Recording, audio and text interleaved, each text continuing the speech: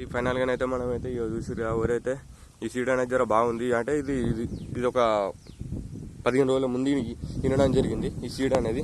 ఈ సీడ్ ఏంటనేది అంటే మహేంద్ర 404. ఈ సీడ్ అయితే మనమైతే ఒక 10 రోజుల ముందు వచ్చేసింది క్రాప్. ఇది చూస్తారు కదా మీరంతా, చాలా బాగానే ఉంది ఇదైతే వరి. దీనికి వచ్చేసి మనకైతే ఇప్పుడు అద్దె ఎకరానికి మనకు ఖర్చు వచ్చేసి ఒక 7,000 అయింది మొత్తం అద్దె ఎకరానికి అయితే. ఇక మనకైతే ఎంత దిగుబడి వస్తుందో ఇక మీరే ఆయనతో ఒకటి కామెంట్ అయితే చెప్పేసేయండి. దీనికైతే మనం వాడింది అయితే తక్కువ అన్నీ అయితే మనమైతే బాగా కాస్ట్లీ అయితే మందులు వాడలేదు.